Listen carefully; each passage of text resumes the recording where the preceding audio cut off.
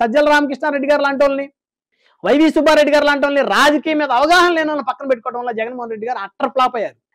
జిల్లాలు దాటి ఎంపీగా గెలిచి తన సత్తా గల్లీ నుంచి ఢిల్లీ వరకు చాటి చెప్పిన మేకపాటి రాజమోహన్ రెడ్డి గారు లాంటి వాళ్ళని పక్కన పెట్టుకోవాలి జగన్మోహన్ రెడ్డి గారు. వాళ్ళే తీసుకొస్తారు మంచి మంచి నాయకుల్ని, తయారు చేస్తారు వాళ్ళ నాయకుల్ని. అంతేగాని వాళ్ళకి ప్రయారిటీ ఇవ్వకుండా కొత్తగా వచ్చిన వాళ్ళు తీసుకుని వచ్చి నెంబర్ 2, నెంబర్ 3 పవర్ సెంటర్గా తయారు చేసి ఇలాంటి వాళ్ళ మాటలకు విలువ ఇవ్వకుండా పనిచేస్తే ఖచ్చితంగా ఫలితం 2024లో ఏ విధంగా ఉందో 29లో కూడా అదే విధంగా ఉంటుంది. సో కాబట్టి దాదాపుగా అయితే మేకపాటి కుటుంబం పూర్తి అసంతృప్తితో ఉంది వైఎస్ఆర్ కాంగ్రెస్ పార్టీ మీద. మరి ఆ పార్టీకి రాజీనామా చేసి తెలుగుదేశంలోకి వెళ్ళిన ఆశ్చర్యం లేదు.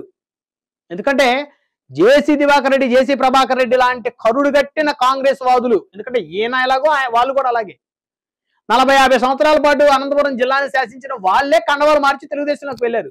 సో ఈయన వెళ్ళడు అనడానికి గ్యారెంటీ లేదు. వీరి కుమారులు భవిష్యత్తు కోసమైనా వారు వెళ్ళే అవకాశాలు ఉన్నాయి.